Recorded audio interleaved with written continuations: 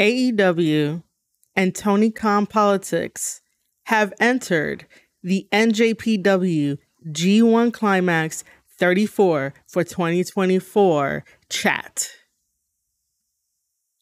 What up, ladies and gentlemen? Welcome back to a brand new episode of the Squared Cirlce Podcast. I am your host, Marie Shadows, and on this episode of the Squared Cirlce Podcast, we will be talking about the opening night one, that happened on July 20th, 2024, that had the G1 Climax 34 that featured both A and B block matches.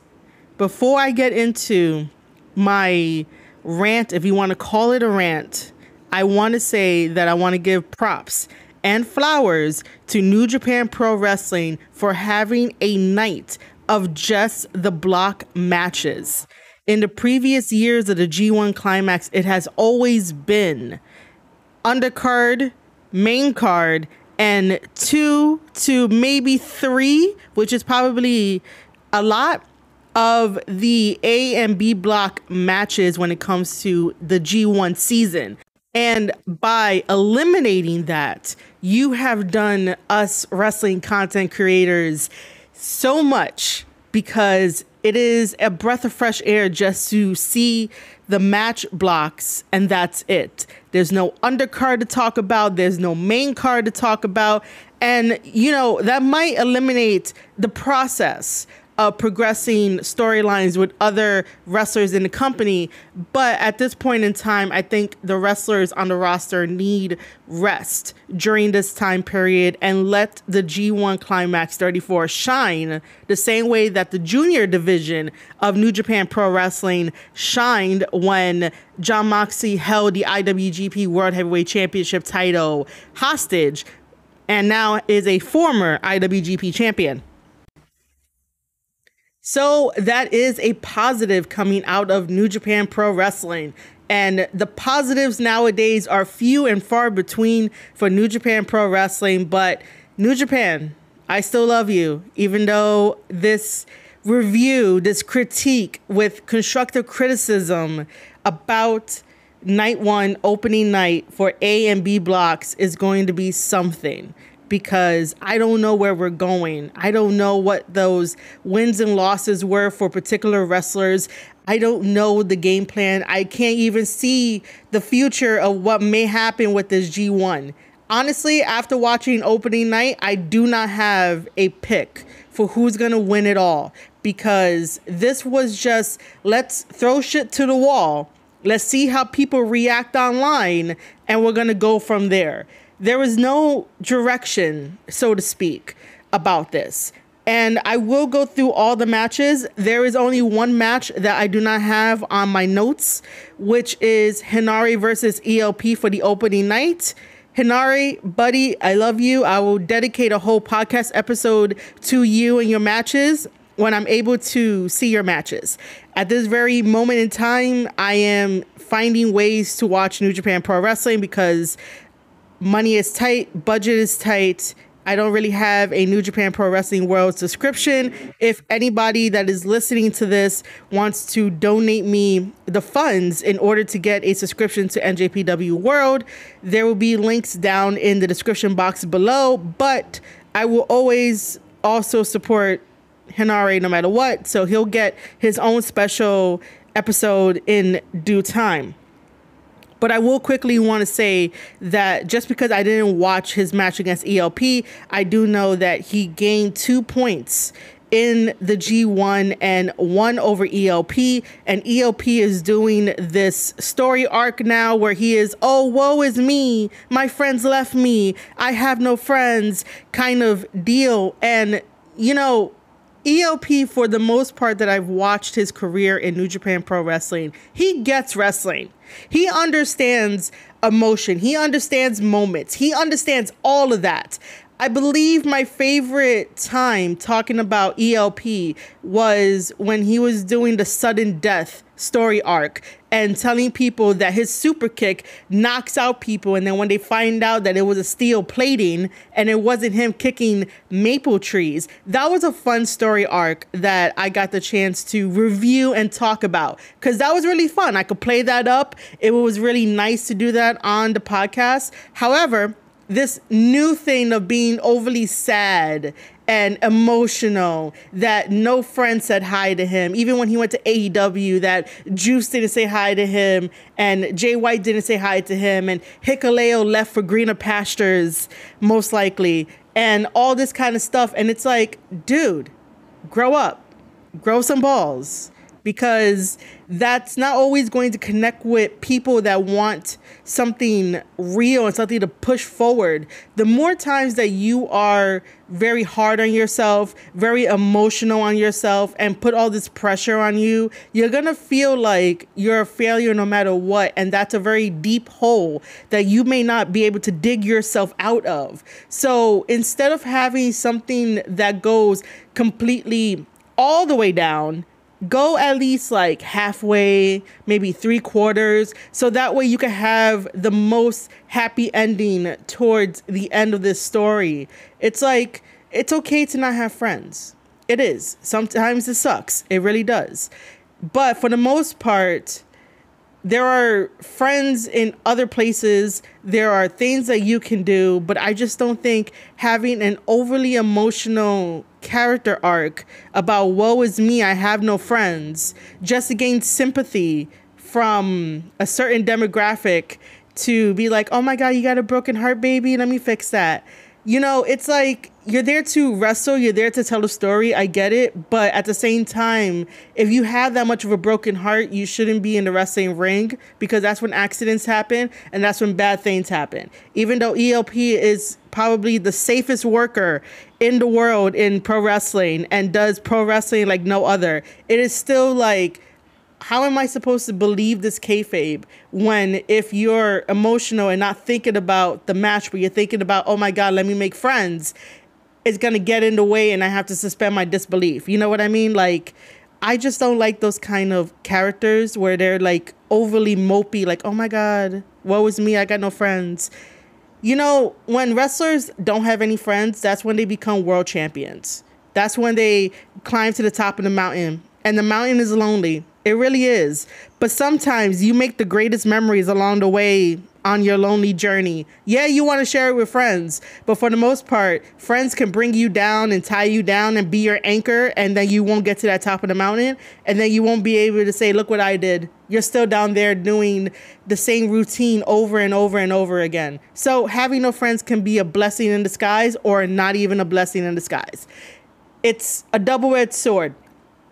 And again, I get that it is for character. I get that it is for story, because New Japan Pro Wrestling needs certain types of stories when, you know, characters come together, wrestlers come together, and the stories is what pushes wrestling forward, other than the moves that are done in the matches and the match types and the gimmicks.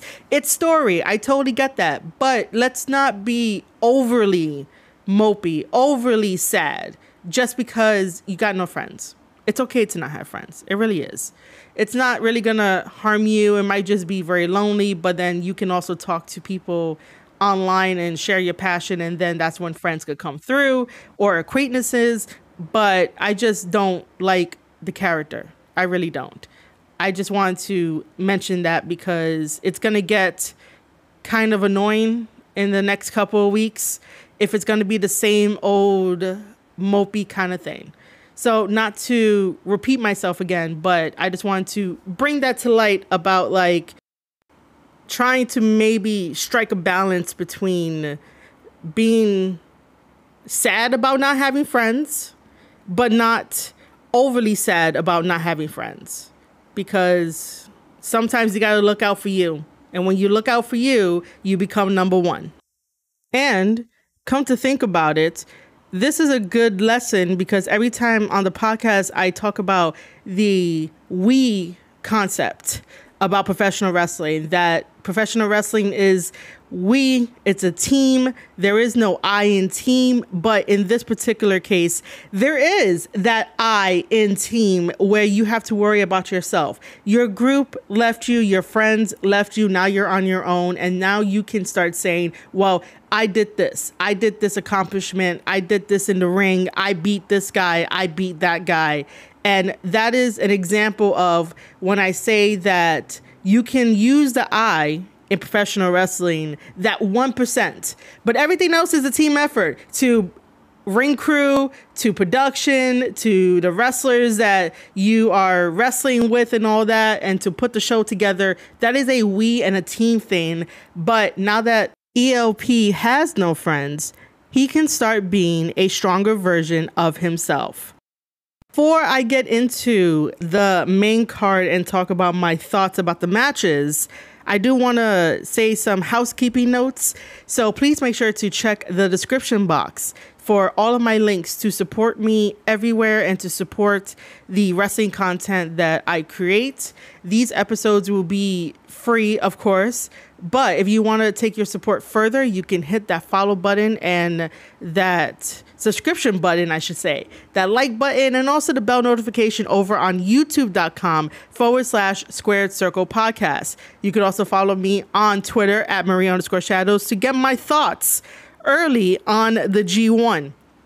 You can also sign up to my wrestling newsletter, marieshadows.substack.com. The cool thing about my wrestling newsletter is that I put up my tape study series where I react first-time reactions to wrestling matches that I have not seen, and I do a wrestling analysis breakdown similar to what Stevie Richards does on his YouTube show as well.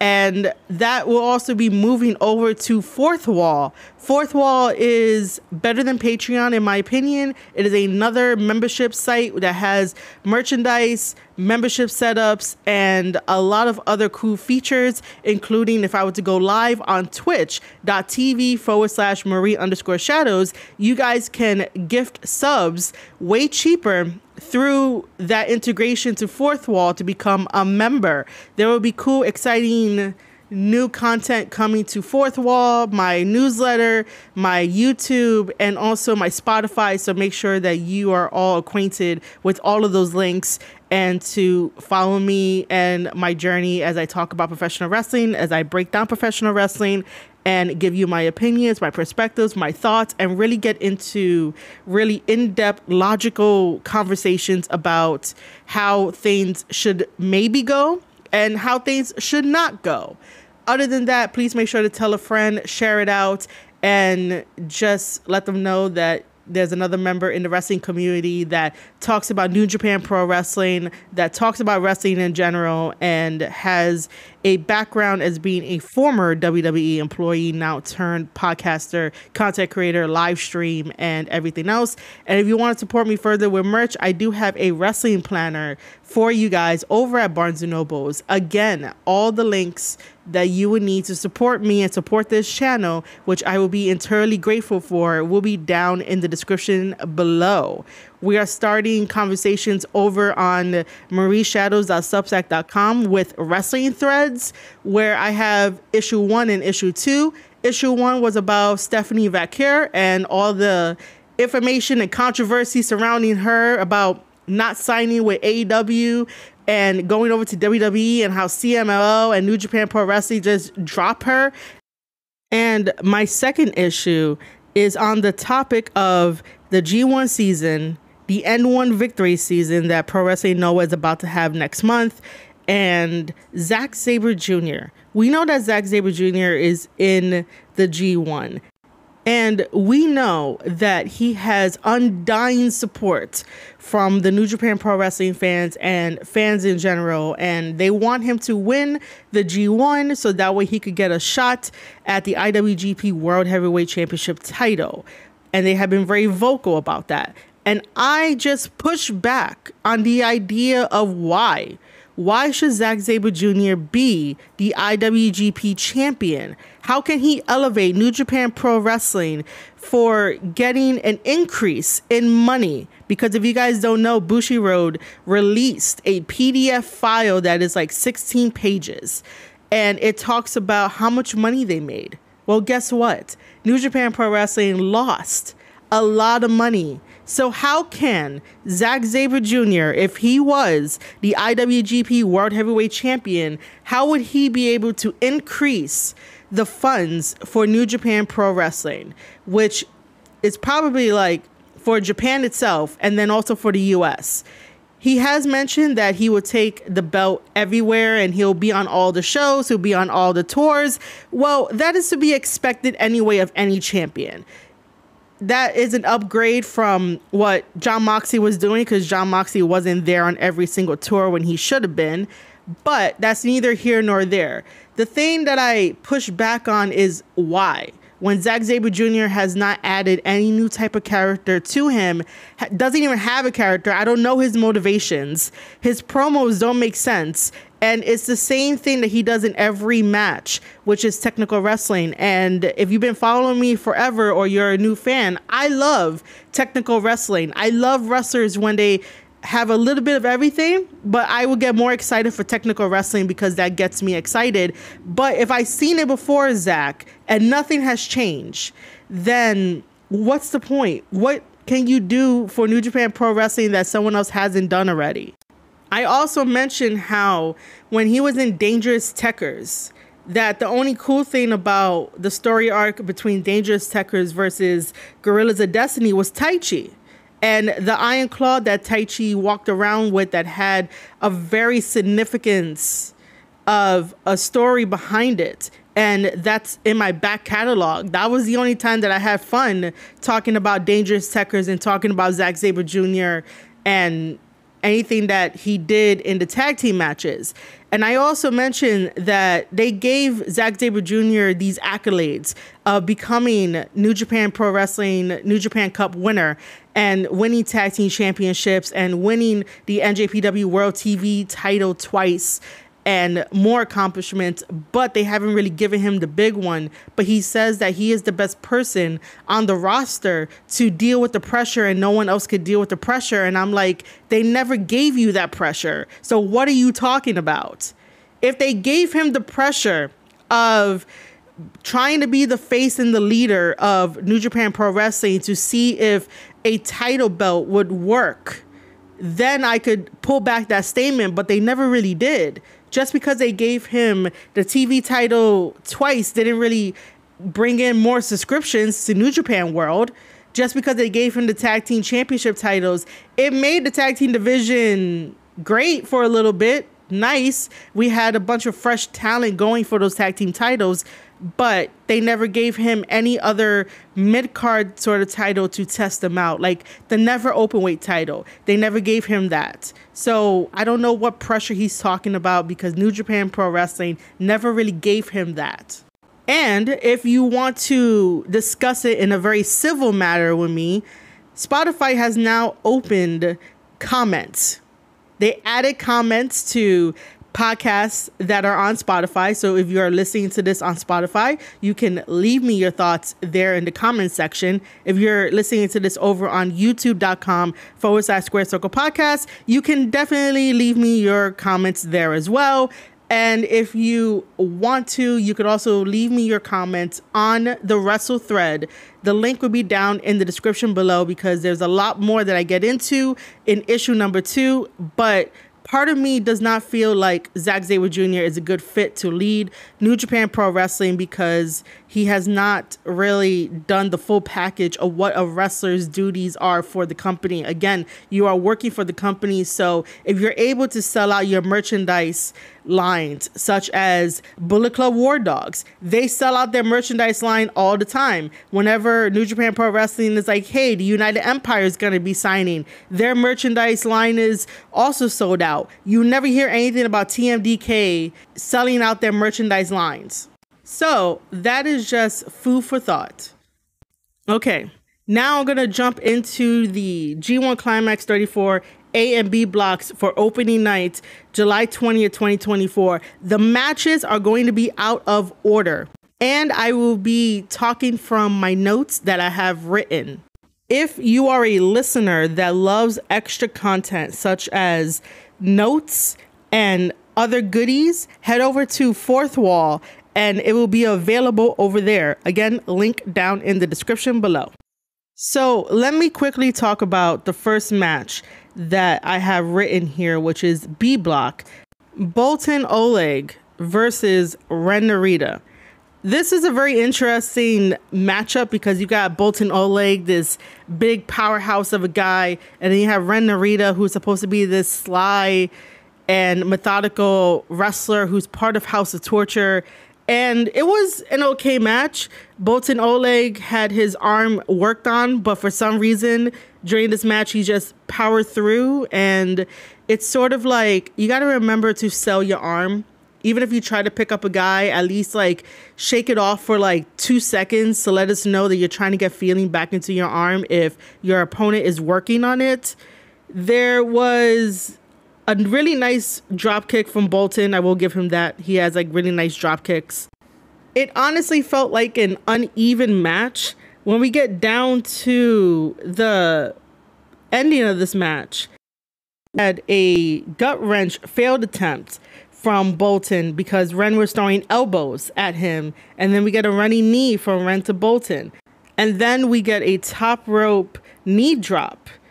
And Ren goes for the cover. Boltin kicks out of that. And Ren automatically turns it into an arm bar. Ren continues to work on the arm. And that happened like halfway through the match. However, Boltin ends up picking Ren up, adjusting him, and throwing him like an F5. I do not know what name he calls the move that he did, but it's an F5. And then did a flipping senton, which they call the kamikaze. So he picked up Ren again with that bad arm, put him on his shoulders like a fireman's carry, and ran a little bit and flipped with him. When I say with him, I mean with Ren. And ended up going for the cover 1, 2, 3. And I felt like that was a very cheap win because, like I said, this match felt completely off. And if I'm going to be super honest with you guys, that's the first time that I sat down to watch a Boltin Oleg match for the G1.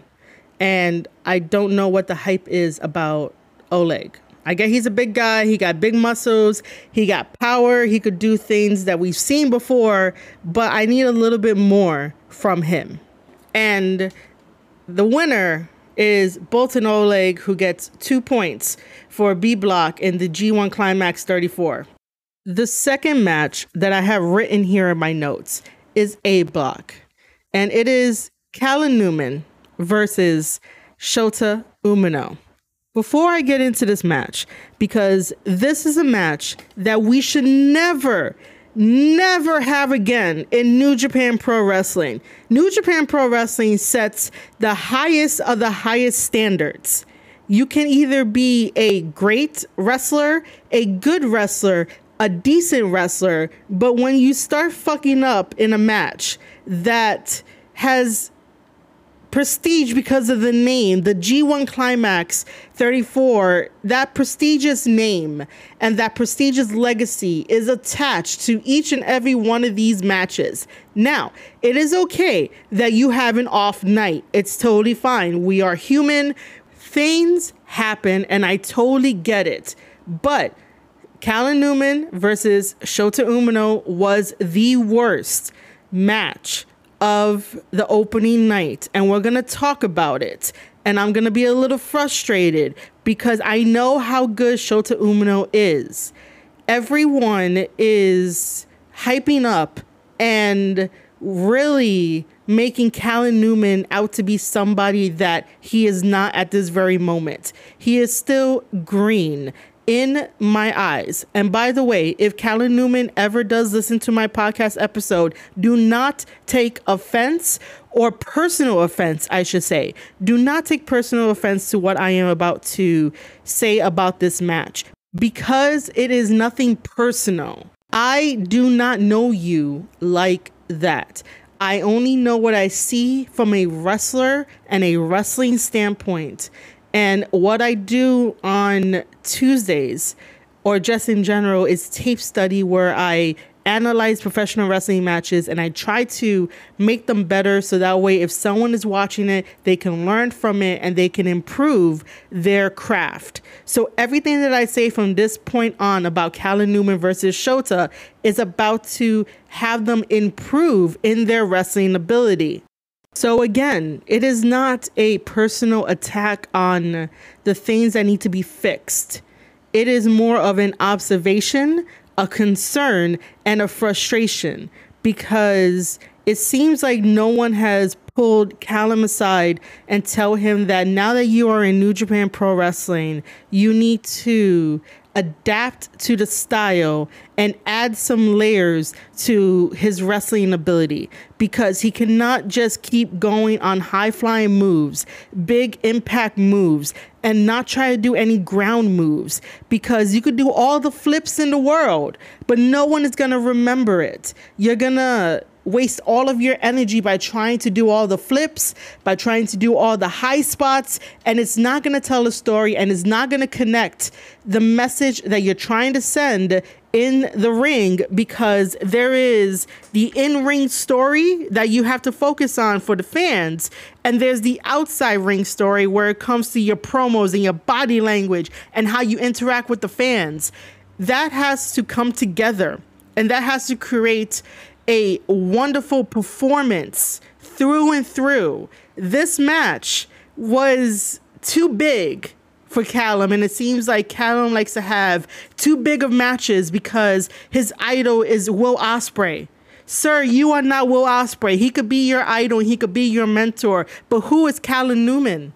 I don't really know, and I can't really tell my audience who he is, other than he's a high flyer and his mentor is Will Ospreay, and that's going to give people the mental note and the check to always refer to you as Will Ospreay, and you will always be in the shadow of Will Ospreay, which you shouldn't be. You should be Callum Newman, whoever that is. So if you can cut down on being such a high flyer and cut down on certain things that will make a match better, then there'll be a better reception. Because right now the reception is like, oh my God, it's Callum Newman. He's from the UK. He's a high flyer. He's so good. Yeah, but can he work a hold? Can you work a hold? I need to know if you could work a hold, because sometimes you have to tell a story about working the hold and getting to your victory. Because if you're just flying around, anybody could knock you out. 1, 2, 3, you lost. Then what? What's going to happen then? If you work a hold, if you're using your psychology, if you're using your mental toughness in the match, you could definitely get a victory. And then your opponent is going to be like, no, that was a fluke. I want a rematch. And that's because you played the game of chess and not a game of airborne, which I just made that up. But really, in my notes, I started out with, this is word for word, and you can find it on Twitter at Marie_Shadows. I said word for word, or typed word for word, the gimmick of the fast pace is going to lose its appeal for Callum Newman. Both Shota Umino and Callum need, I put in parentheses, new, transformative/upgradable gimmicks. Get out of the shadows of their mentors. That is also for Shota Umino. Shota has a lot of potential. And most times I would say that he reminds me of Tanahashi, and he needs to capitalize on that. Not be a full version of Tanahashi, but take inspiration from Tanahashi and become Shota Umino that has a resemblance to Tana, but not really, but be his own man. He doesn't have to copy like all the moves, but just understand what worked for Tana, what didn't work for Tana, and that will make Shota Umino one of the best. On Twitter, I saw this tweet that had taken from commentary for opening night during this match, and it goes, Shota having to prove he's not Tanahashi or Naito, he's his own man. And that is what they said on commentary. And I'm going to fast forward that Shota Umino does not win his A block match Callan Newman picks up the victory with 2 points, which I didn't think that was right to do, but we'll get there when we get there. But I wanted to talk about this interesting line from commentary because that is not the story that we're trying to tell with Shota Umino. Shota has to get out of the shadow of being like compared to Tanahashi, similar to what I said about Callan Newman being compared to Ospreay, because once you're in that box, it is hard for you to get out and make a whole new character. But I did say that Shota should have some elements of Tanahashi because that will get him over. Tanahashi is such a ladies' man. Shota is a ladies' man as well. However, no one in the conversation was talking about that he needs to not be like Naito. Naito is one of a kind. No other wrestler has tried to emulate Naito to my knowledge, but that's not the story here. Online, if you sift through all the good comments, it is basically going to be a battle between Tanahashi and Jon Moxley, and those are the two people that remind us what Shota is trying to emulate. Even though Shota lost to Jon Moxley, which again did not help him in any way, shape, or form, but it's the idea of that the story is Shota needs to get out of the shadows of Jon Moxley and Tanahashi to be his own man and no one else. It is not Tanahashi and Naito. It is Tanahashi and Jon Moxley. And I honestly thought that Shota would have more of a mean streak, more of an edge to him in this match. This match made no sense, by the way, when it comes to the way that they fought in the match. And I'll get to that in a second. But just going off of the NJPW G1 Climax press conference that Gabriel Kidd went up to Shota to ask for a face-off. Shota comes down and Gabe Kidd just grabs Shota's throat. And I thought that would have awakened something in him. Hopefully when we get to the match of Shota versus Gabriel Kidd, that something will be awoken in Shota because he needs a little bit of a change, a little bit of an attitude change in order to try to find himself, because everyone is telling him what to be when he doesn't know what he should be or who he is. So I just hope that we get a character change by that point. Other things to note about in this match between Callan Newman and Shota Umino is that Shota Umino is nursing a back/hip injury where he had taken some time off to go see the doctor and maybe get cleared, and now he is 100%. And I am a little skeptical of that because I don't want no wrestler to work injured, even though that is part of the business and what they sign up for. But I wouldn't want them to work injured. Now, knowing that piece of information, this is where you have to grow up and be mature and be a very thoughtful wrestler rather than trying to get in all of your shit. This is one of those matches where the indie mindset continues to stay.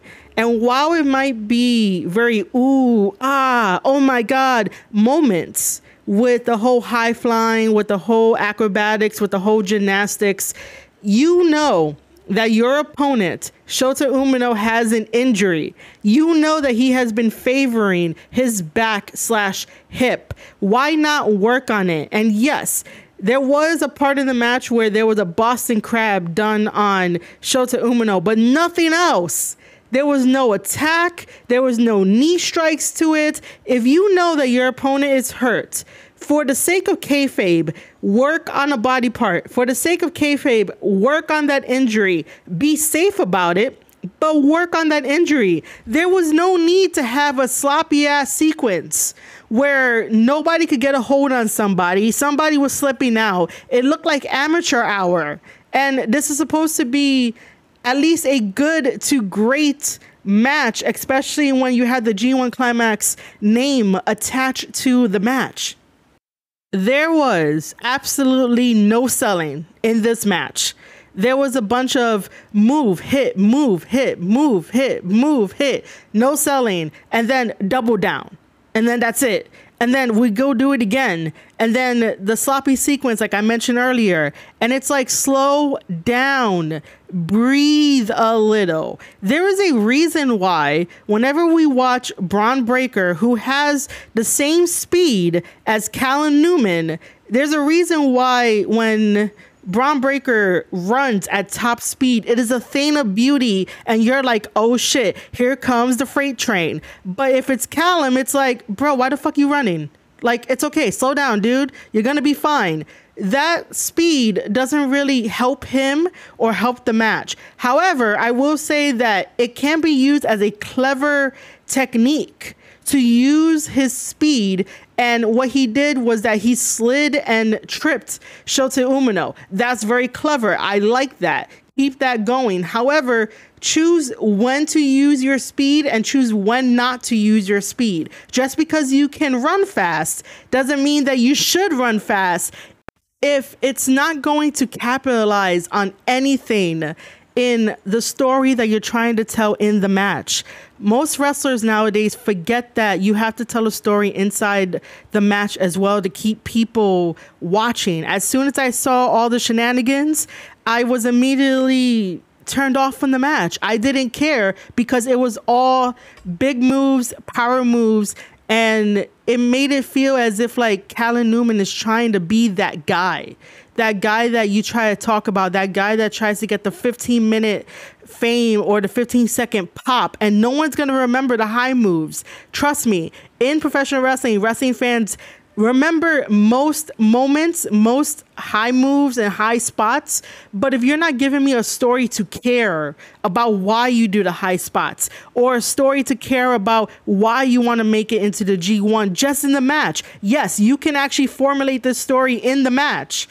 You just got to be smart about it and think about it. If you're not formulating any kind of story to keep my attention and all you want to do is Spanish fly off the top rope or Spanish fly here or run fast here or do all these shots and moves and get up and power up, and just eventually when you guys do like double kicks or stereo kicks, you guys are down and I'm supposed to clap for that. When it's like, no, make it believable. Slow down, take a breath. It's okay. You don't have to go super fast. You don't. Where is the rush in going super fast?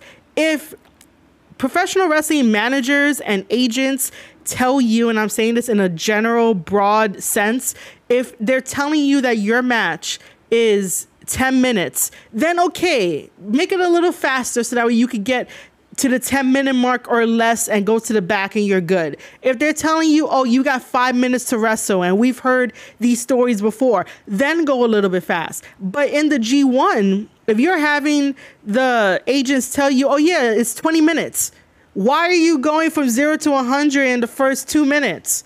Why? What does that mean? Especially when you don't have a character and you don't have direction and no one is going to tell you and bring you to the side of like, look, we got to sit down and talk about who is Callum Newman, and do the same thing for Shota Umino. I know it seems like I'm getting on Callum more. He is very young, and the young generation today, when they're in their really early young age, they're very impressionable and they think that they have the answers.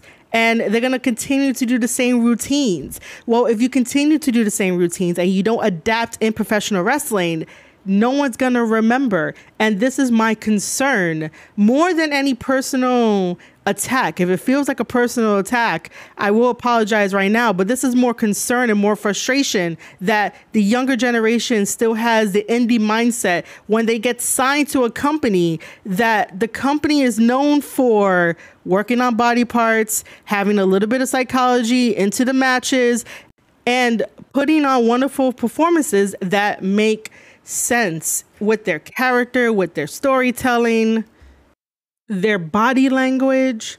And I always go by the rule of thumb that less is more. If you're trying to get in all of your moves, all the stuff you want to do in one match, you're doing it wrong, because you have to think about, okay, what's going to happen next? What's going to happen next? If you give us everything in one match, then that means the next match that you have, I won't be looking forward to it because it's the same thing over and over and over and over again. I say the same thing about Zack Sabre Jr. He does the same technical stuff in every single match. He's still a great technical wizard. I will give him that, but it's the same thing. And then if your opponent studies you and knows when you're going to do this, knows when you're going to do that move, you're in trouble because then you're automatically going to lose. There's a reason why the greats of the greats adapt and switch up their style or add to their style, and you won't see it coming. So this match was definitely frustrating because it just looked like a sloppy mess where both of them really showed that they're still green and yet they're being pushed. I would say that the dojo system would work well for Callum at this point because for some reason, whenever wrestlers graduate wrestling school, they automatically want to stick to one style and then they don't remember the fundamentals, or they don't want to do working on a body part, chain wrestling. They want to do all the flashy stuff because that's what they see on social media, and they see that that gets clicks and that gets views. And while it does do that. But if you do it once in a while, you will get known. If you do it all the time and want to be a sensational reel for someone's TikTok, Instagram reel, or like YouTube short, then what's the point? Then if someone truly fights you in a match and exposes you, it's going to hurt you. It's going to hurt your stock. It's going to hurt everything that you built up because you're looking for that 5 minutes of fame, that 15 minutes of fame that no one's going to remember. Even with a plain match, somebody could take a clip and that could go viral because people will be talking about you and be like, oh, look how plain this is. But they'll remember you because it's like, oh, this is the plain guy. But if they see you live and in person, they might have a difference of opinion. You can't always be a Jeff Hardy. You can't always be a Darby Allin and like death defying and wanting to do all these crazy moves because nobody is going to care at the end of it. And so I did put in my notes that Shota had did double knees to Callum's back, a DDT, a side slam, and Callum kicks out.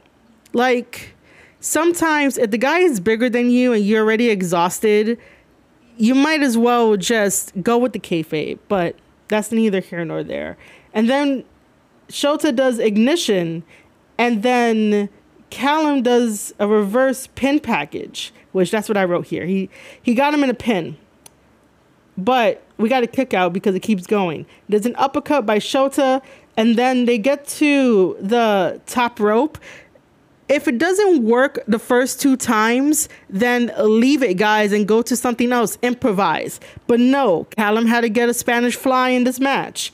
You don't always have to do the Spanish fly, guys. For some reason, the Spanish fly has become a phenomenon over in the UK amongst UK wrestlers. And it's like, you're going to have it lose the ooh-ah of a Spanish fly. Not every match needs a Spanish fly. I don't understand. Use other moves. Use some ground techniques. Work a hold. And so we get the Spanish fly. And then we get this big double stomp jump to Shota. And then Callum goes and pins and gets the victory because this is the time in the match where Shota actually screams out in pain for his back hip injury when nothing has been done during the whole match. And during the whole match, it's been high spot at the high spot at the high spot. And then all of a sudden, this is the one that takes him out. I cannot believe this for a second.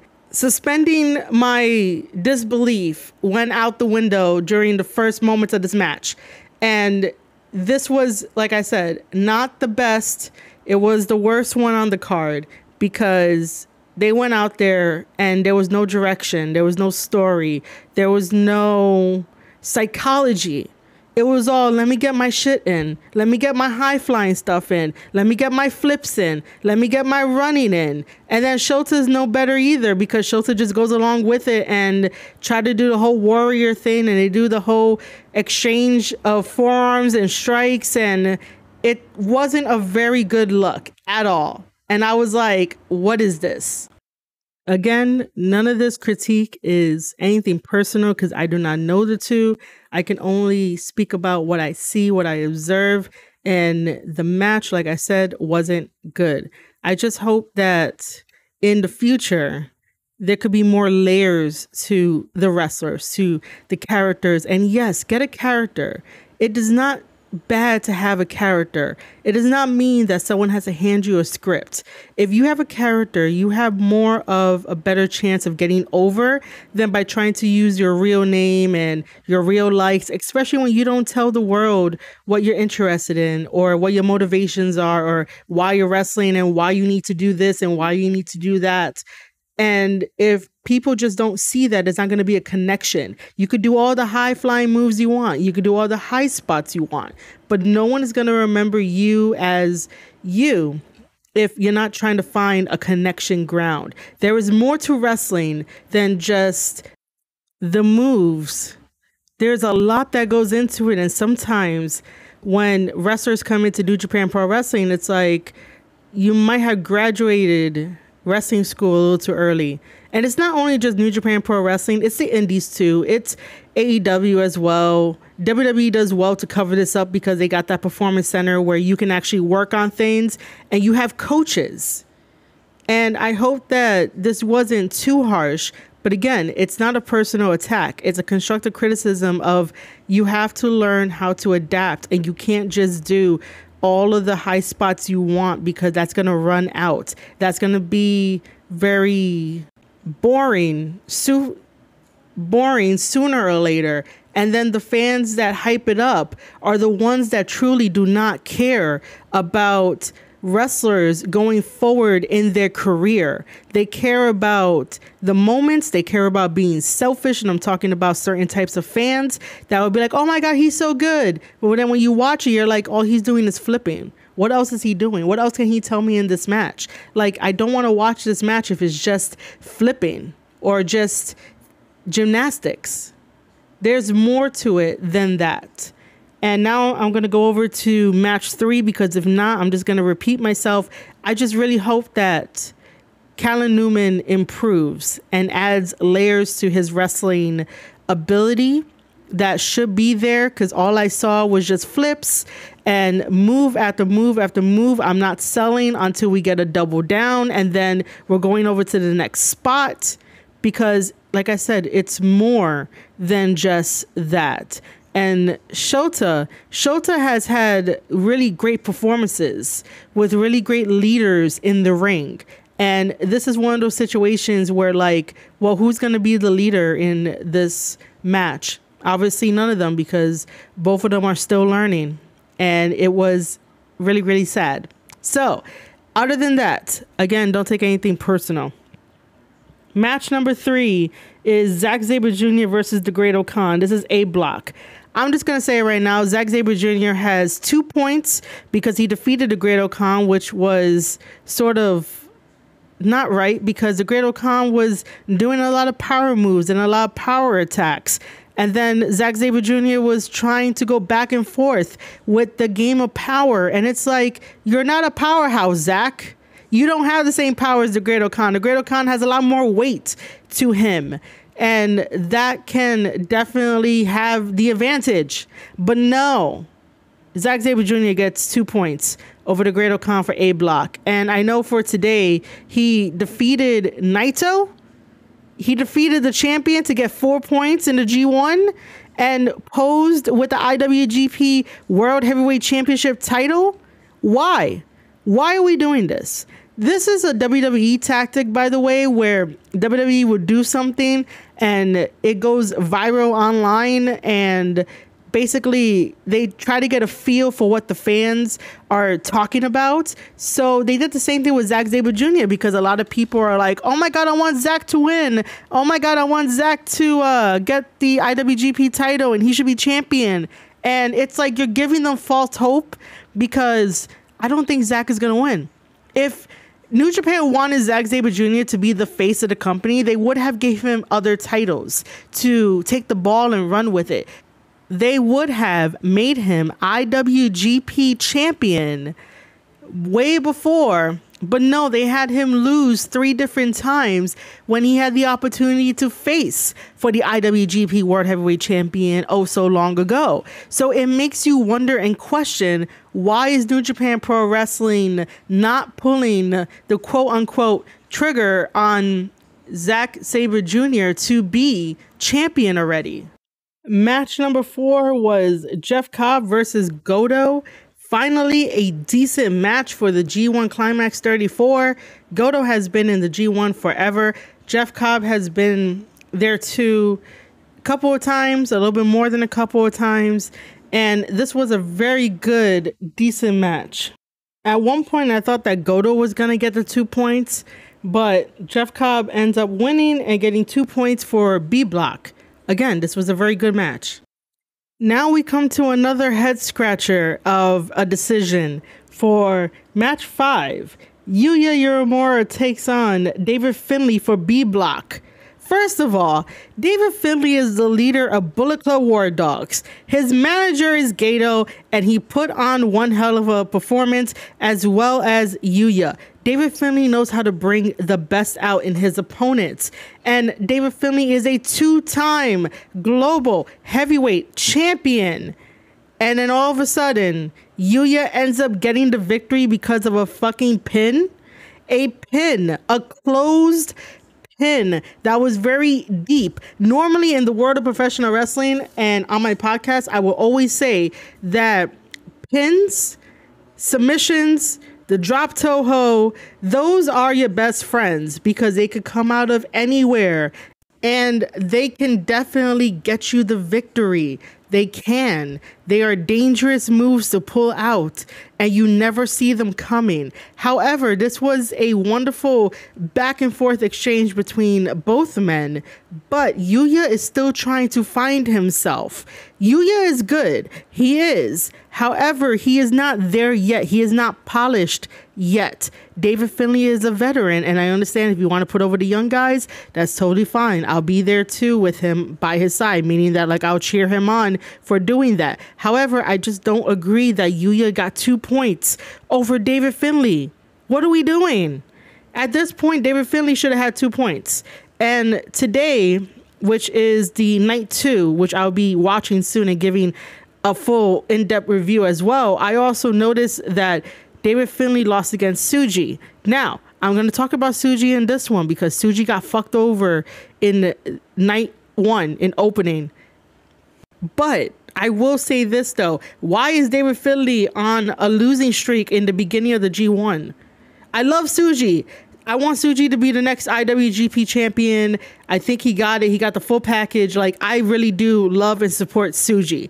I do think, though, that for night 2, which happened today, the 21st, that Tsuji should have took the loss to David Finlay, the same way that Yuya should have took the loss to David Finlay. Now, I know that we always talk about online about New Japan Pro Wrestling pushing the younger guys, but that does not mean that you're already established mid-guard, we're going to call them mid-guard wrestlers, the one that hold championship titles, the one that's been there and almost about to leave for greener pastures.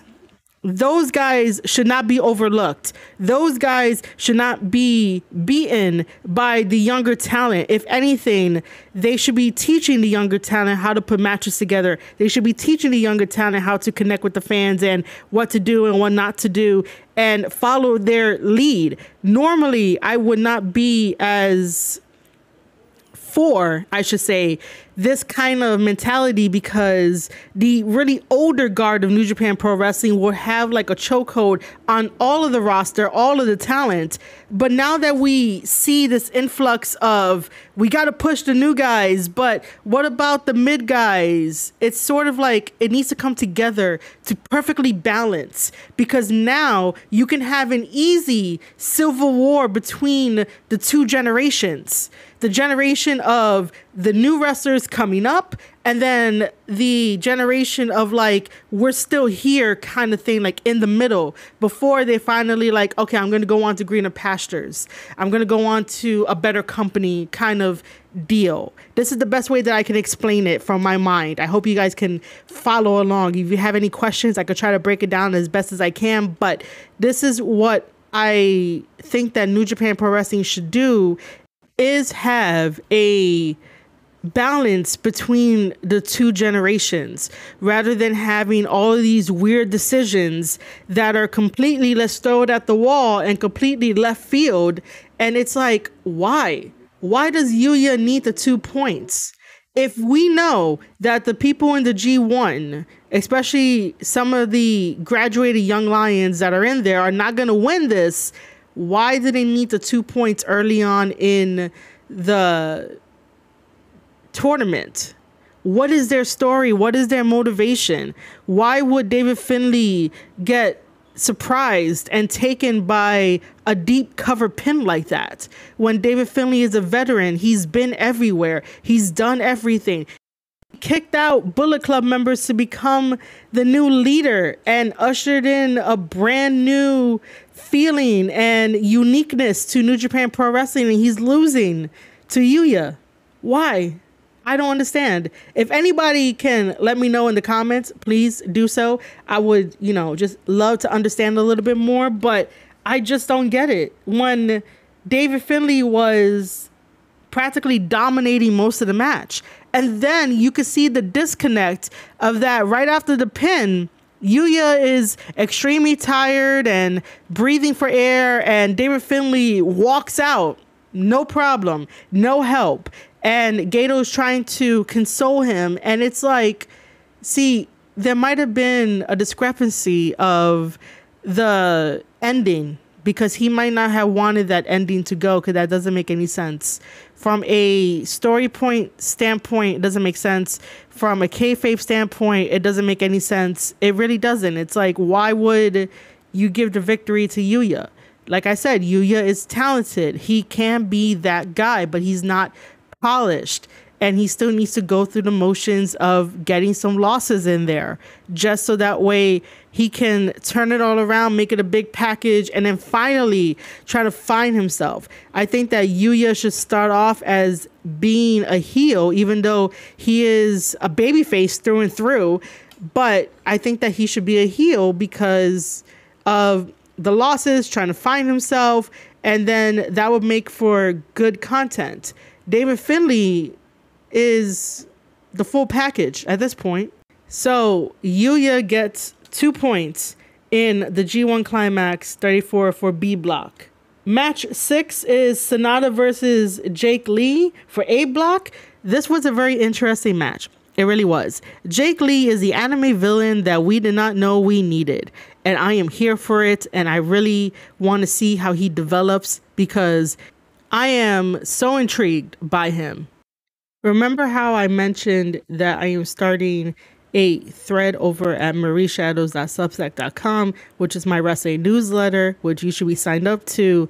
Wrestle Threads issue 2 was talking about the highlights of what the G1 is going to be representing, especially for A block. And I paraphrased Jake Lee, and I basically said that it is cool that he tells you what he is, who he is, his motivations, and basically says straight out that you're going to doubt me because he has betrayed All Japan Pro Wrestling. He has betrayed Noah by breaking up with his group and leaving the company, leaving his group, and joining over New Japan Pro Wrestling to join Bullet Club War Dogs. So he lays everything out. He tells you what to expect from him. And I love that. And that is what wrestlers need to learn and take inspiration from. And when you start telling the crowd who you are, your motivations, and it reflects in the wrestling that you do, the mannerisms that you do, the backstage promos, even the promos that you do on your smartphone and you upload it to the internet. Everything counts. When you are a wrestler, it is more than just moves. I don't understand how many times people have to say this. It is more than just moves. Yeah, you might be able to get away with just being a wrestler and having moves and not having a strong promo game, but you got to be in this business for at least like 20 plus years to get the pass. If you're just starting, you have to learn the full package, because again, if you're not adapting to what you need to do, you're not going to be remembered. And so Sonata versus Jake Lee. I was surprised that they gave the victory to Jake Lee for 2 points to start off his G1 tournament. I am surprised that Sonata took a loss, but Sonata's coming back from injury, so it makes sense. And it definitely looked like Sonata was trying to feel out the match, feel out his opponent. So I'm not really upset with this match of having Sonata lose in the opening night against Jake Lee. It was very interesting, and it didn't really need to be that long of a match anyway. So again, Jake Lee gets 2 points for his block for the G1 Climax 34.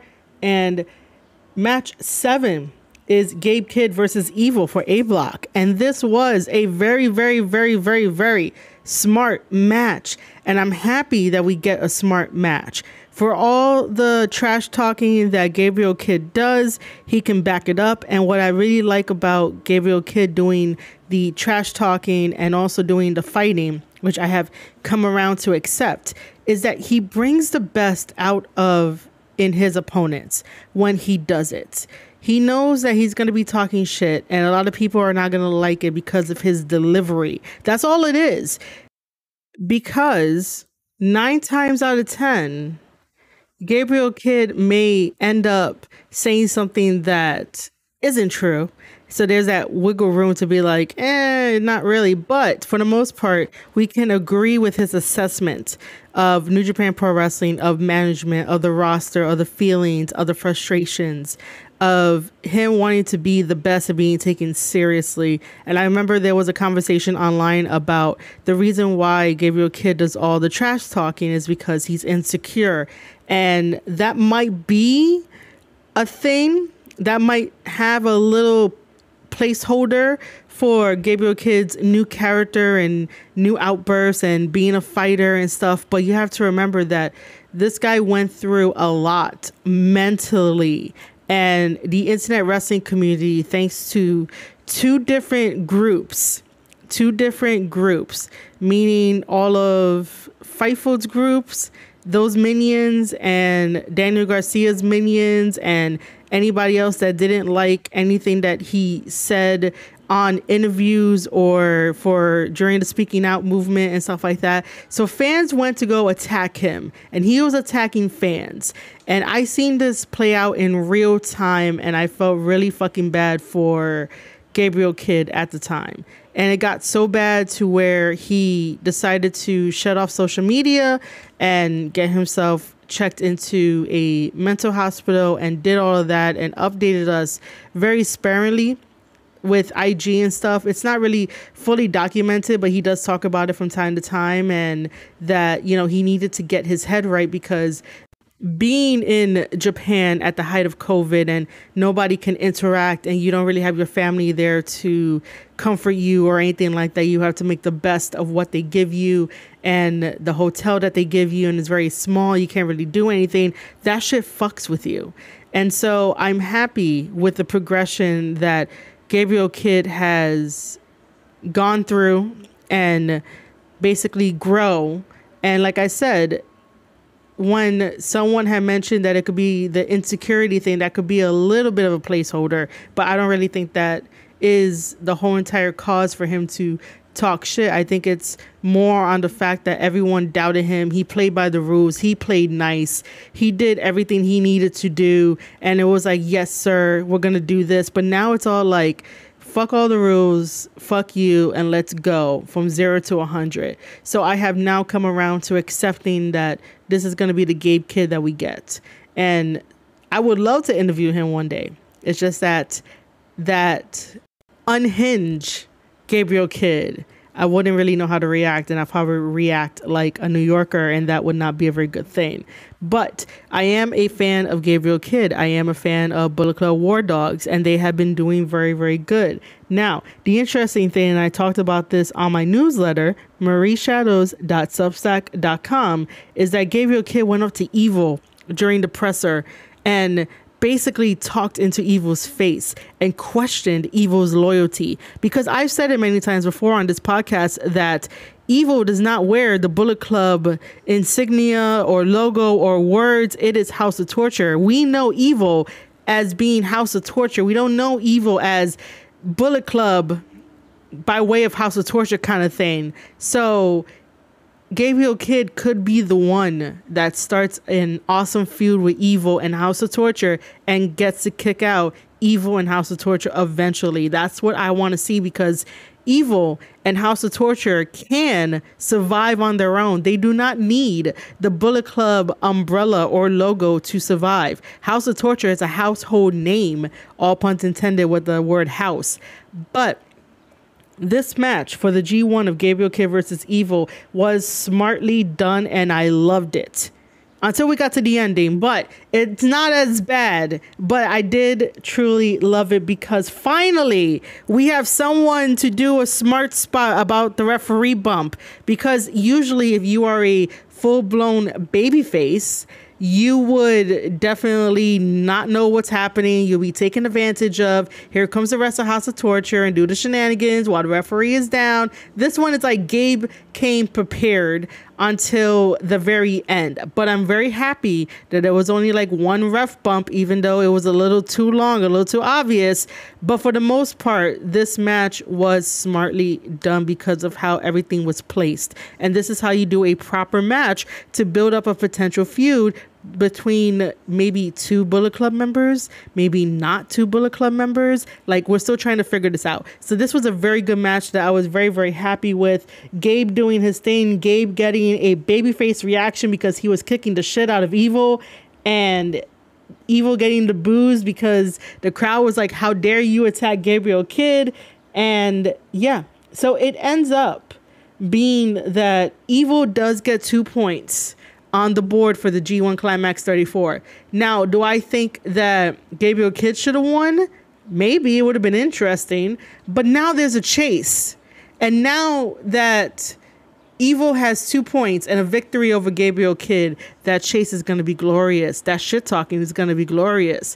And it's going to be a wonderful story unfold between these two. So this was a very good match between Gabriel Kidd and Evil. Again, Evil gets 2 points for the G1 Climax 34.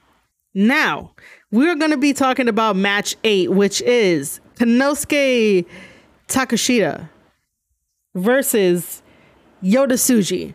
This one was bad because of the winner and because of the outcome. And I'm going to go back to the beginning of this podcast episode when I said that the AEW and Tony Khan politics have entered the NJPW G1 Climax 34 chat. They have entered it because why would you give the victory to Konosuke? Why? I'm just going to ask it straight out. Why would you give the victory to Konosuke? New Japan Pro Wrestling just dropped. It is probably like 2 to 3 days old already. They dropped a new documentary series on their new heroes, meaning the Three Musketeers that I think the Japanese government and or New Japan Pro Wrestling appointed, which is Tsuji, Ren Narita, and I think Shota is in that, even though Yuya should be in that, and the other young lion that they have over in Pro Wrestling Noah. But I digress. So like 2 to 3 days ago, New Japan Pro Wrestling put out on their New Japan Pro Wrestling YouTube channel a documentary series about Yota Tsuji, about where he grew up, his motivations, his friend, his mother, and the school that he graduated from. And he is a fucking celebrity out there in Japan. And you put that up. And I watched it and I was like, yo, how can I be Tsuji's friend? I really want to be Tsuji's friend right now. And you put that up, and then all of a sudden it comes to the G1 and Yota Tsuji does not defeat Konosuke, when Konosuke is truly representing AEW at this point. He is no longer DDT Pro because no one really knew who he was. If it wasn't for Kenny Omega to recommend Konosuke when AEW did the partnership with DDT Pro, if it wasn't for Kenny Omega, Konosuke would not be known. And Konosuke is now known as an AEW wrestler because he's wrestling over here in the States. Because over here in the States, no one really goes over to try to watch Japanese wrestling on any other streaming platform. So Americans only know specific Japanese stars because they come over here, they have TV time, and they try to develop a character and they try to get over. And Konosuke, like I said, is known as an AEW star. And this is the trade-off. AEW ends up giving us Konosuke, and we give AEW Ishii for the summer. And it's like, all right, we could have had somebody else. You know, I said it before. Why couldn't we get MJF in the G1? MJF has been talking a lot of shit about New Japan Pro Wrestling and Japanese wrestlers. And Japan takes that seriously. So why couldn't we get the Great Khan versus MJF in the G1 Climax? Why couldn't MJF be flown out to Japan to do the tour? So that way he can gain some stripes and some recognition over in Japan and have wonderful matches, wonderful feuds, because Japanese love to defend the honor of being Japanese and the culture and stuff like that. And then you have MJF coming in to talk shit. It's the perfect feud to have for MJF over in Japan. But no, we get Konosuke, which is not really a bad thing, but it just defeats the purpose of the partnership that they have with New Japan Pro Wrestling, and defeats the purpose of just sending somebody that Tony Khan doesn't really care about, just sending them back to the homeland. Like, that's not an experience. It's an experience for Konosuke to get the G1 feel and the G1 stripes and the conversation and the debates.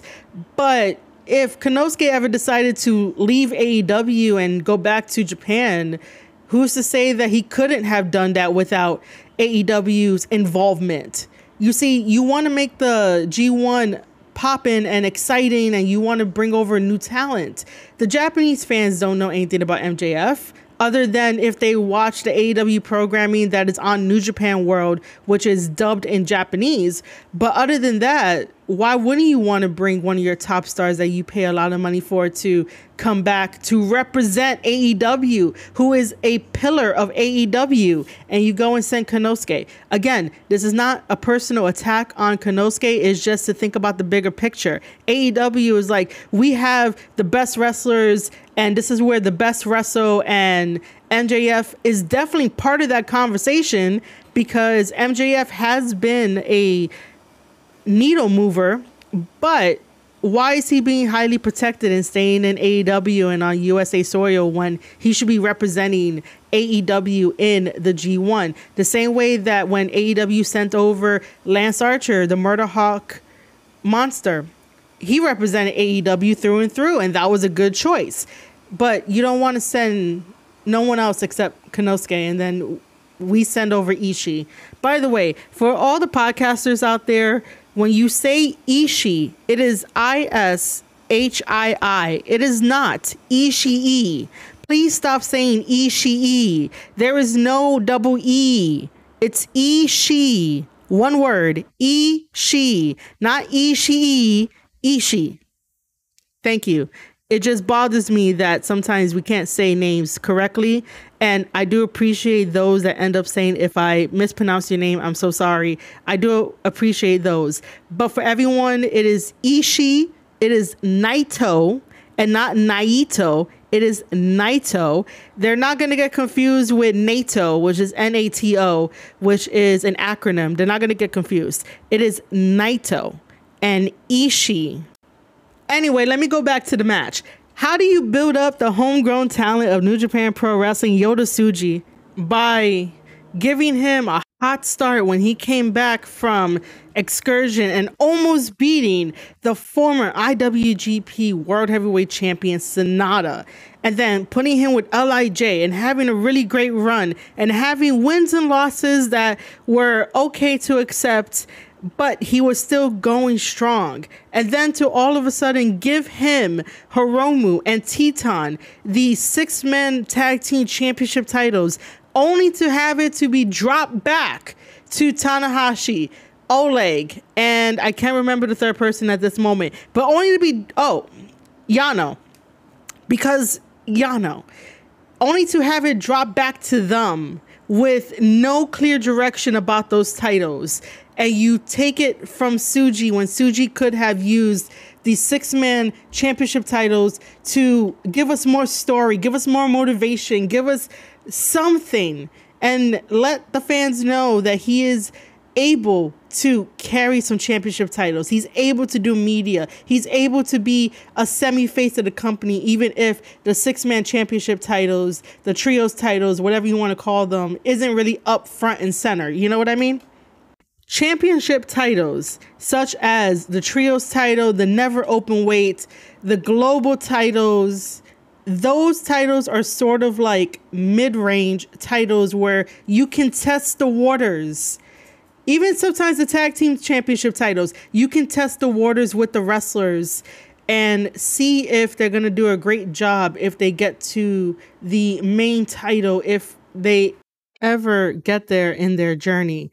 And so Tsuji no longer has a belt. Tsuji is in limbo. Tsuji in the documentary series was mentioning how much wrestling means to him and what he did to bet on himself to make it to New Japan Pro Wrestling. And he knew that there was something bigger out there for him, and that he believes that New Japan Pro Wrestling equals wrestling, and he wants to show the whole world wrestling. And I support Tsuji. I really do, because Tsuji has the full package.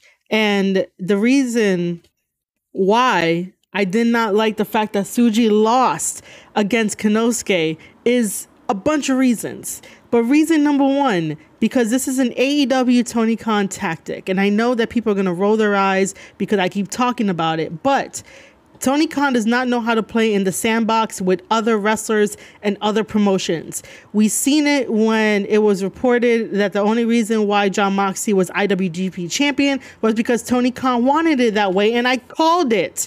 I knew Tony Khan wanted it that way, so that way Jon Moxley can get that check off of his list of being this Grand Slam champion, of getting New Japan Gold, when he hasn't done shit for New Japan Pro Wrestling.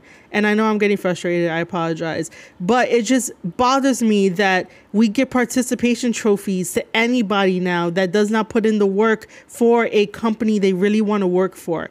If they are signed to one company, yeah, you can send them to a different company to get their reps in and probably hold their championship titles. But make it a consistent effort. That's all I ask for in professional wrestling. Make it a consistent effort to be there. Not try to be like, oh my God, I've been trying to get the championship title for 5 years. You haven't been there in 5 years. You probably was there for like 2 to 3 tours, but that doesn't count at all. And even if he's on the New Japan Strong shows, those are every month. But it doesn't mean that you're dedicating 2 years, 3 years out of your life, out of the United States, to be over in Japan to show a commitment. That is the only thing that I want in wrestling, is that these guys that have commitment, when they're like, hey, I've been doing this for X amount of years. Well, have you really? Have you been committed? Tsuji has been committed. Konosuke has been committed to AEW, and then all of a sudden ends up getting a victory over Tsuji, when Tsuji has been through the Young Lion system, the dojo system, and went on excursion and came back and put in the work. And then all of a sudden Konosuke comes in like it's no big deal, do all these big power moves, kick out of the power moves, and wins. What? You don't go here. Konosuke is not a big enough name for me to give him a pass to win against a homegrown talent like Tsuji, and Tsuji should be the one to have the rocket strapped to his back in order to move New Japan Pro Wrestling in the right direction and face Naito and possibly dethrone Naito at the end and take a chance on the young guys by doing that. New Japan Pro Wrestling should take a chance on the young guys. However, the way that the young guys are positioned especially for this opening night in G1, throws everything everywhere. And it's like, it doesn't make any sense in terms of story, in terms of direction. And that's all it is. This feels very directionless, where you have to let AEW win, and then you have to let certain New Japan stars win as well. And if they don't capitalize on it, then it's not gonna be right. Like in the past, there has been a bunch of wrestlers that end up having a lot of momentum and the rock is strapped to them and they do something cool in their story, and then all of a sudden it gets dropped and it gets forgotten. And that's not what I want to see here with the wins and losses of what the opening night of the G1 Climax 34 showed us. I do not want this loss to Tsuji deter him and stop his momentum, because it quite frankly did. Even though Tsuji got a win over Finley, and I'm semi-okay with that, I'm not okay with Tsuji losing to Konosuke when Konosuke needs to wet his feet in New Japan Pro Wrestling and get a few losses, get a few momentum stuff coming in, maybe some wins against other people, but not Tsuji, the one that should be next to carry the mantle of New Japan Pro Wrestling and IWGP champion. So my main issue is that Tony Khan always has to have his guys win, that his guys don't know when to take losses, especially when they fight against New Japan Pro Wrestling wrestlers. And I wonder if Tony Khan has that in their agreement somewhere, that AEW stars cannot lose to New Japan stars. And no, we cannot use Moxley versus Naito as an example, because everybody was complaining that Moxley was champion, including me. And then we finally got some change, because the champion needs to be on these tours. The champion needs to be in Japan in order for Japan to make money. They lost a lot of money thanks to AEW and the partnership, and then also thanks to the business practices that they're still doing and losing money rather than making money over in Japan. And how you make money over in Japan, if you're part of New Japan Pro Wrestling, it's the champion and the stories that they're telling, the direction that they're going. New Japan Pro Wrestling had story and direction at one point, but it no longer does, or it's just dormant, or I'm just not spotting it because it's not really there. It's there in a very light way, but all of that helped New Japan Pro Wrestling get money. And I said it before that not every wrestler, and even your favorite wrestler, and Tsuji is in the category of every wrestler and my favorite wrestler. And I said that not every wrestler can get wins, because then it'll be boring. But in this case, it is completely different, because it is an AEW win and not even a wrestler win. If it was a wrestler win, I wouldn't be as upset. But because it's an AEW and Tony Khan win, and we've seen how they act when it comes to their partnership with New Japan Pro Wrestling, and we see the writing on the wall, that's the only thing that I could think of.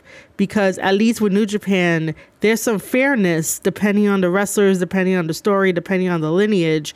But for the most part, this is why it upsets me, is because it's a Tony Khan victory. It's not even a Konosuke victory, because if it was a Konosuke victory and he was representing DDT more than AEW, because like I said, more people know Konosuke now because of AEW and not because of DDT Pro. DDT Pro gets a bad rep because of the comedy specials and the weird things that they do on the show. And then when you show it to an American is going to laugh at it, make jokes about it, meme it, and then tell people, oh no, that's shit wrestling. Don't go watch that. So that's why he's not going to be, I think his Titantron was more like he's from DDT. That's for the Japanese crowd. But for us Americans, again, we know him for AEW. I would have liked Konosuke to have a couple matches in New Japan Pro Wrestling before the G1, so that way people can get to know him, and it won't be much of a huge blow to Tsuji to not have 0 points on the board at opening night. But yet then David Finlay selfishly gives Tsuji 2 points in the G1 34 because sometimes you just have to work with the boys. Tony Khan doesn't know how to work with people. Tony Khan doesn't know how to work with other wrestlers. And he might give that smile and might want to do what he does. And it basically goes whatever Tony Khan says. So that is why, again, I'm really upset with Tsuji losing, because it's homegrown talent against an outsider. And it does nothing for Tsuji, because after the G1, most likely Tsuji is not going to go over to AEW. Tony Khan only wants wrestlers that were in the 90s, maybe late 80s, maybe 2000s. That's why all of the WWE guys and girls that are over in AEW get more TV time than the pillars, than anybody else, because Tony Khan cares about having his own WWE and not his own AEW, where I once believed, since day one of 2019 when AEW came about, I believed in the message of change the world. And what are they doing? They're just playing sandbox and playing pretend WWE, and they have not really changed the world. And my rose-colored glasses are completely off, and I'm speaking from a observation and a perspective, and we've seen this before. You know, TNA is doing very, very well with their partnership with WWE. Pro Wrestling Noah is doing very, very well with their partnership with WWE. Marigold is doing very, very well with their partnership with WWE, I should say. And it's only going to get better because WWE knows how to play in the sandbox. This isn't years ago where Vince McMahon was like, I'm going to buy up everybody. WWE knows that if they have more promotions out there, more competition out there, that it is good for them, it is good for the business, and handshakes all around. Yeah, no partnership is ever going to be perfect, but if it's going to be completely one-sided and we have stories from other people to be one-sided, you really have to sit back and look at, is this really the best possible solution for us to grow? Because right now, I just think that New Japan Pro Wrestling is just riding the waves. And I hope that they wake up one day to realize that AEW is not benefiting them at all. They would have been beneficial to partner up with WWE. And I hope that Tanahashi goes to one of the WWE shows and talks to whoever and networks and start a partnership up with WWE, because that is how they're going to make money. You see that WWE sold out very quickly over in Japan. You want that for New Japan Pro Wrestling. You want next year's money to come in and increase, so that when Bushiroad releases the quarter pays and all of that financial stuff, that they are in the green. Because I want New Japan Pro Wrestling to survive. And sticking with Tony Khan, you are not surviving. You aren't. You're sticking with someone who doesn't know the business, who never worked behind the scenes, who never worked at a promotion, and thinks that just because he has certain guys around him that it's going to work. It could work. It really could. But you still need to have that foundation of like, okay, this is what it is behind the scenes. And he does not have that. He does not have those credentials.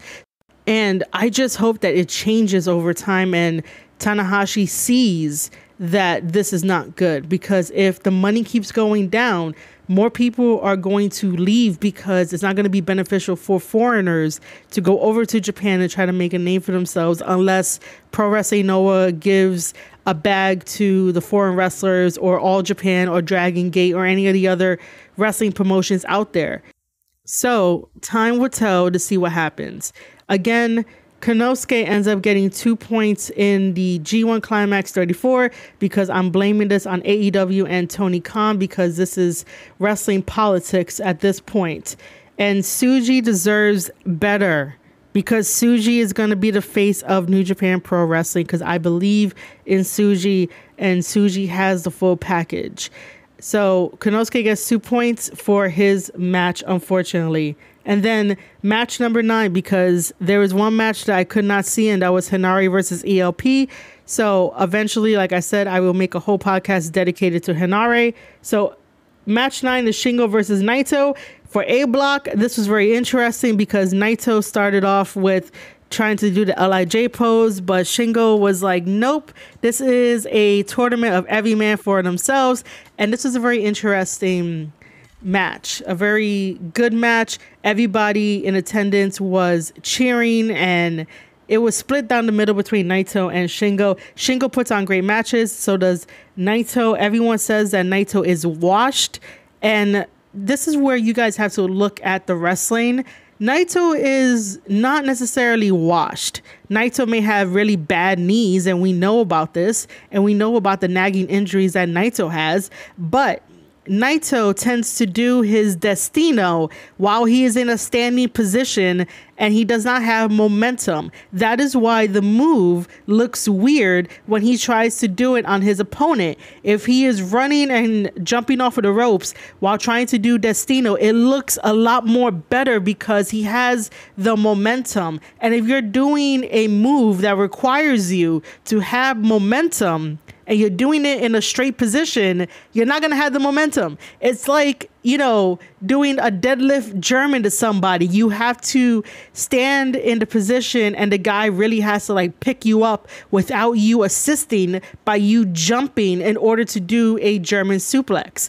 But if someone's going to do a deadlift German suplex, that means that's all strength in the legs and the core and in the arms to pick up somebody else and German suplex them without any kind of assistance. So please, IWC, stop saying that Naito is washed.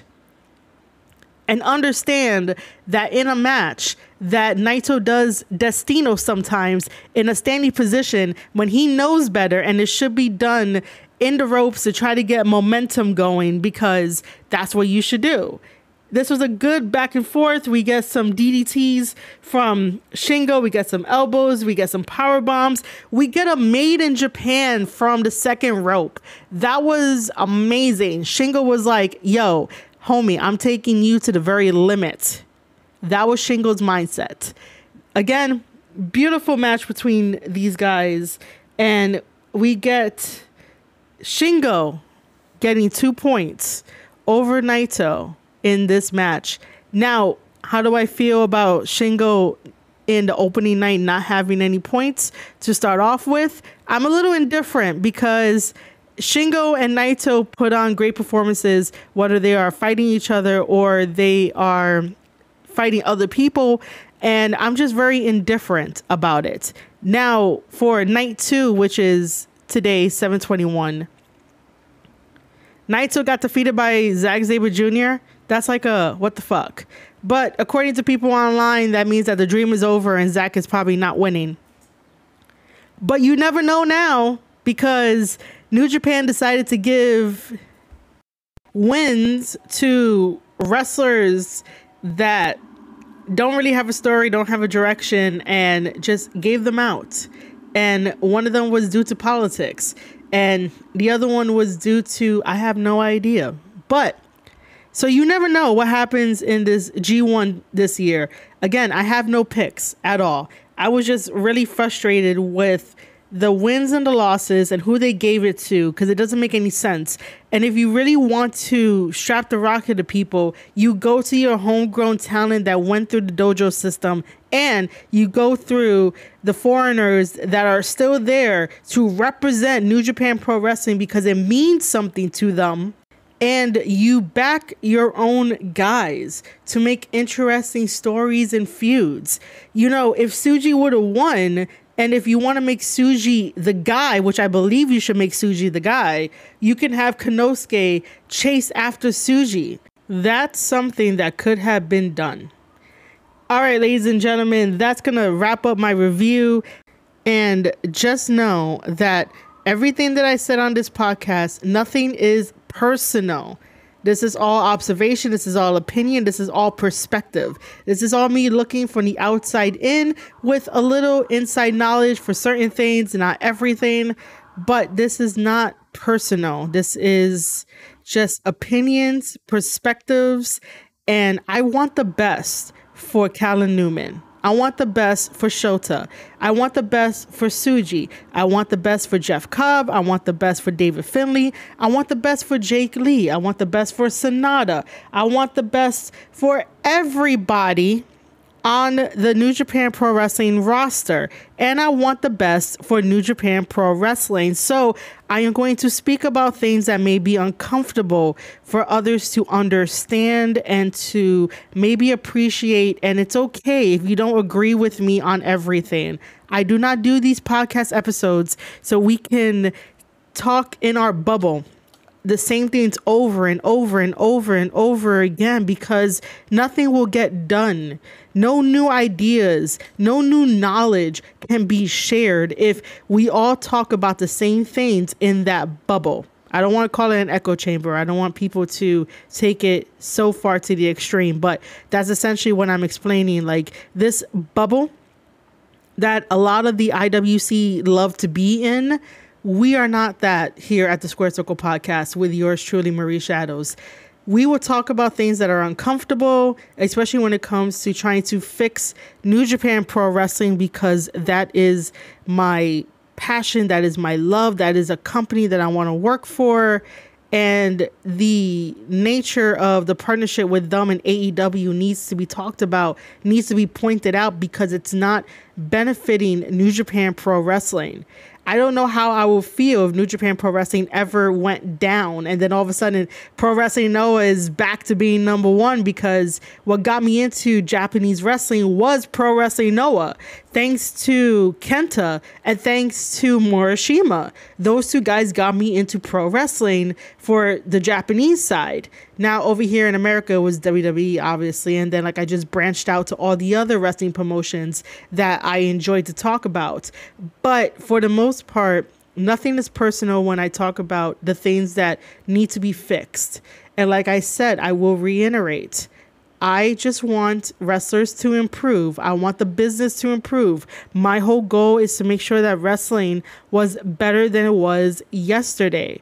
Meaning that if I can give my 2 cents, my opinion, my advice, and basically try to elevate these wrestlers to be better, I have done my job. And even for wrestling fans to have a deeper appreciation for wrestling and to call out things that should be changed, you know, you got to stand on it. You can't just be like a fangirl, fanboy and be like, oh, well, my wrestler didn't win. And, oh, well, you know, there's always tomorrow. Oh, well, there's always next time. No, be that cheerleader for that wrestler. Be that cheerleader for that company and be like, hey, look, I know that wrestlers can't win all the time, but please give him the rocket and like give him the ball because of X, Y, and Z. Always make sure that you have very logical reasons why your wrestler that you highly back should be able to be a face of the company or do something grand with the company, do an angle, do a feud, because essentially you want these wrestlers to be in the Hall of Fame. Essentially, you want these wrestlers to be in a discussion roundtable because they deserve it. They have a spot there. And don't always try to be like, oh, well, everyone gets a participation trophy. You know, they did their very best. Yes, they did their very best. Now, you could do better. The same way that we all could do better in our lives. But I'm probably digressing. It's just there's this bubble of like, oh, well, oh, well, oh, well, rather than like, hey, guys, what are we doing? Well, here's a proposal of ideas and thoughts that can push the wrestling company forward, that can do this story very well. Or how about we introduce these titles via this way, or this person feuds with that person. There's a lot of fantasy booking out there, and continue to fantasy book, guys, because fantasy booking can help, you know, have new fresh ideas into the wrestling business. But don't go overboard. Don't go weird and creepy with the fantasy booking, but continue to do fantasy booking, because you never know what idea can come through if they decide to do something similar, because it could work. You know, not every idea is going to be very good on paper, but then when you do it, sometimes it might be good. It might be golden. There's a reason why WWE is such a leader in creating stories, being as big as they are, and having their hands in everything. And the one takeaway that I want you to take away from WWE is the question of what's next. if you don't grow in this business, if you're not elevating your character, if you're not changing up or adapting your wrestling style to sort of incorporate ground moves and high flying moves and high spots and learn how to put a match together, if you're not trying to better your skills in the wrestling business, then again, you're going to be forgotten about. And that's what I do not want. Wrestlers are amazing and they defy gravity and physics and all this kind of stuff. And wrestling is the purest form of theater. And you have to get a character and you have to connect with people. And it teaches you all of the life skills that working a 9-to-5 job doesn't really get to teach you. But you get to have these skills and you get to hone these skills. And social media is at the tips of your fingers, and you should be using everything to your advantage to get yourself over. But if all you care about is the 15 minutes of fame on viral videos and not making your arsenal different and hybrid, then I don't know what to say anymore. But I think I've talked long enough, and I hope that my message got out there and you guys understand. Again, I do not want everyone to just agree with me. Again, I'm not asking you to agree with me and agree with me only. It's okay to disagree with me. It's okay to not understand my points. It's okay to have your own opinions and your own perspectives, but just keep it civil and keep it respectable if you're going to comment. And I probably should not leave this in there, but it's just very good because it's a boundary, and that's a boundary that I want to communicate with everybody, because everybody has way too much different thoughts, different feelings, and it could get chaotic. So all I ask is that if you don't agree with me and you want to share your opinion, share your opinion. Just do it in a very respectable manner. That's all I ask for. Ladies and gentlemen, again, this whole podcast episode is not a personal attack on any of your favorite wrestlers. This is more of an observation, more of my frustrations and my anger at seeing the weird decisions that New Japan Pro Wrestling is making. And there's no rhyme or reason as to why that's happening. And it feels like they want to push the young guys so far that the mid guys that have been the guard to create wonderful stories, to create wonderful matches, who know how to put matches together, it feels like they're going to be pushed out. And then you're going to be left with the new guys, and they're not going to know how to put a match together. They're not going to know how to do much of the stuff that the mid guys can teach them before you push them out. It just feels like a very uneven tug of war at this point inside the company. And opening night of the G1 showed me that. And I'm bringing that to light, and I'm making that a topic. And that's why this podcast has definitely did an overrun on the time. But again, nothing personal to the wrestlers, nothing personal to the company. This is just me pointing out stuff and the frustration behind it. And if you enjoyed it, ladies and gentlemen, again, everything will be down in the description below. You can catch this on youtube.com/Squared Circle Podcast. You can catch this on marieshadows.substack.com. You can catch this on Spotify. Make sure to search Squared Circle Podcast. And again, all the links will be down in the description below. I would love that you can help me out, help out the channel, share it with a friend, leave a comment, leave a like, and all of that stuff to help bring awareness to the brand, bring awareness to the podcast episode. That is all free. And I appreciate each and every one of you guys that have ever listened to an episode of the Squared Circle Podcast. I may not always be right in your eyes. I never say that I'm right, even if I do believe I'm right in certain instances. But again, you don't have to agree with me. And I hope that you guys enjoyed this and you understand where I'm coming from with my perspective on the opening night of the G1 Climax 34, because that was like what the fuck are we doing, New Japan? What are we doing?